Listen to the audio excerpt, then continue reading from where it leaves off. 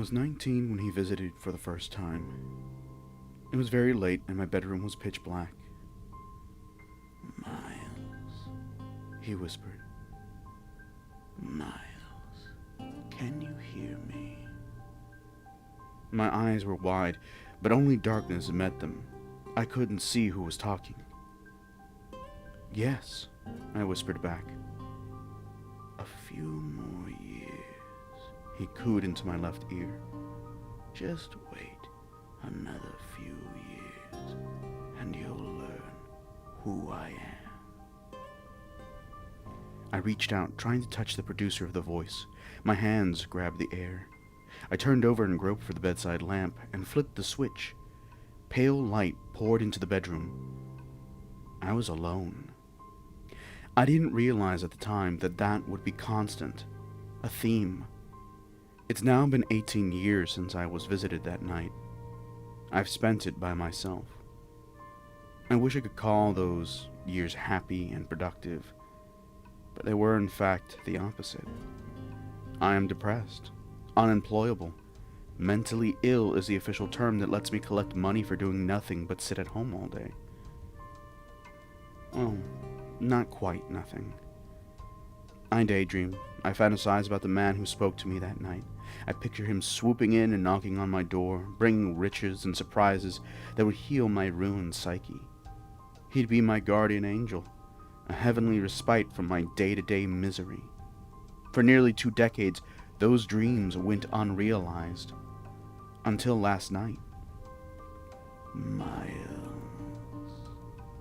The voice woke me from my turbulent sleep. I gasped and batted at a nearby light switch. The room illuminated. No one was there. "I know you can hear me," the voice whispered. It came from what sounded like only a few feet in front of me. I blinked, trying to get my eyes acclimated to the brightness. It didn't help. I saw an empty bedroom. "Yes," I replied. "I can. Please, where are you?" "I'm here. I never left your side for all these years." Gooseflesh rose along my spine. There was a quality to the voice I recognized, but I couldn't place it. "I want to see you," I insisted.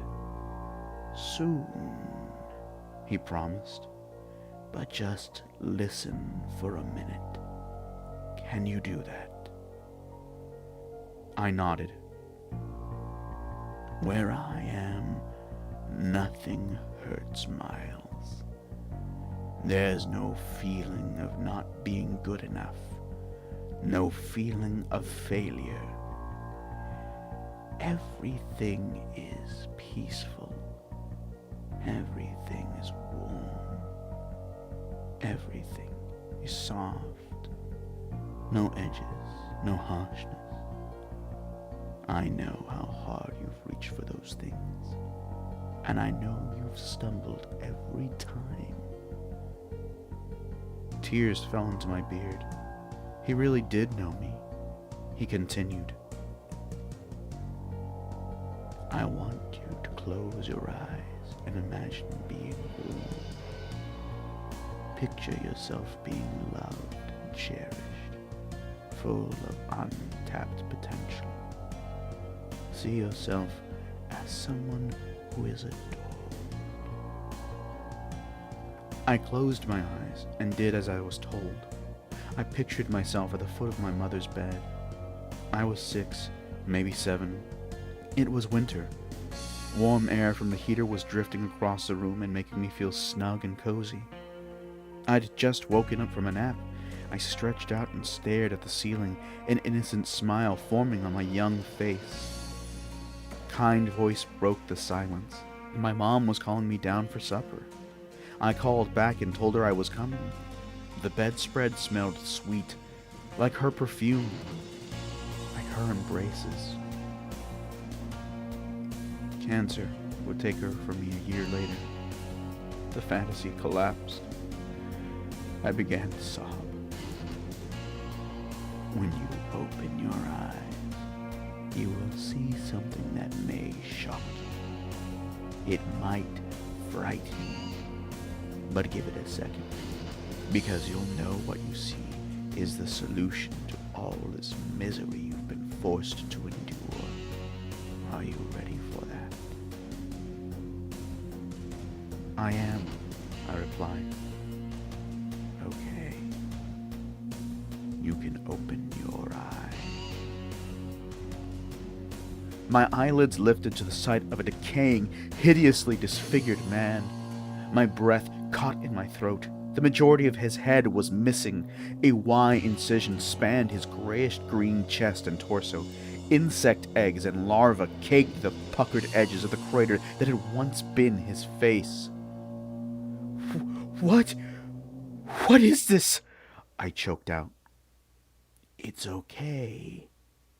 I promise, he reassured me. I had no idea how he was speaking. His mouth was lost in the chaos of decaying gore. Listen, came the voice, and look at me. Look at my arms. He held out his rotten limbs for me to see. In the back of my mind, I was thankful there was no smell. I studied what he presented. The flesh was pockmarked and patchy. Things wriggled and spasmed beneath the surface. Up at the top, near the shoulders, were 3 heavy scars. I gasped. The room spun violently as if I had been hit on the side of the head. There, he said. Now you see. I leaned back against the headboard and tried to regain my composure. He spoke again. I am not lying when I say this was the best and only decision I could have made. I had to get out. I had to find if the other side is better than what I was enduring. And Miles, it was, it is, and I needed to come and tell you because I worry you'll remain as you are, desperate, lonely, miserable. I traced my fingers over my upper arms and asked, Is Mom there? Mom and Dad, you can finally meet them. What happens to you? The flayed muscles on his shattered skull twitched, and after a second I realized he was smiling. Everything comes together, he replied. It all works out. So I just do it? He nodded the stump above his shoulders. Under the chin worked for me. I glanced at the shotgun I kept next to the bed. Okay, I said. I hope we can see you soon, Miles. I promise it only gets better. He disappeared into thin air. That was 6 hours ago. I've since cleaned my apartment and settled up a few things around here. For the first time since I was a little boy, I feel hopeful, excited. The scars on my upper arm tingle like they always do when I'm nervous. After last night, though, I don't think I have a reason to be. I've wasted so much time being miserable and full of hatred for myself. I'm ready to change. I'm ready to make it better. Now is my chance. Something tells me that just in a few minutes, I'll be waking at the foot of my mom's bed after a long nap. Hey folks, this is the Right Hand of Doom, and I want to get serious with you for a second. This story is a really great story. It's also a very tragic and horrific story, and that's why I wanted to narrate it. Max Lobdell, I hope I'm pronouncing that right, the creator of Unsettling stories, has a wonderful way of crafting really dark and really disgusting imagery in a way that really tells itself in a story well. But this one really hits home because I'm a mental health practitioner. I'm a counselor by trade. And this story is obviously going to hit near and dear to me. Almost every day, I deal with people who have suicidal depression. And I want to tell you that I can't tell you that it's going to get better. Let me clear that up. But I'm going to tell you that it's not going to get better either. So if you feel suicidal or depressed and have no one to talk to, I would highly recommend that you find a counselor. Maybe you can go online. I'm not sponsored by any services, and I don't want to be sponsored by services for depression and suicidal ideation. I want to be able to help you guys reach out to where you need to be. I don't need to be paid to do that because it's human decency.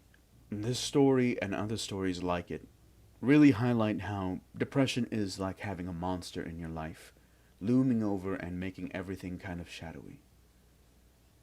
And while I've experienced it myself and I've seen others who I love experience it and felt helpless and powerless, know that there are things that you can do for yourself. eCounseling.com provides affordable counseling, and in case you have an emergency, you can always call the Suicide Prevention Hotline at 1-800-273-8255. And while it may not seem it, I want you to know that you matter, and that it's okay to feel depressed, and that it's okay to feel lonely. You are not a burden, and you are not a problem. And there are people who love you even when it doesn't feel that way. Please reach out if you need the help. There are those who would love to help you, and there are those who would like you to love yourself again, and hopefully counseling can help with that. So I know this was very somber, but I thank you so much for your time, and I'm glad to have you here. You guys take care, and as always, sweet dreams and pleasant nightmares.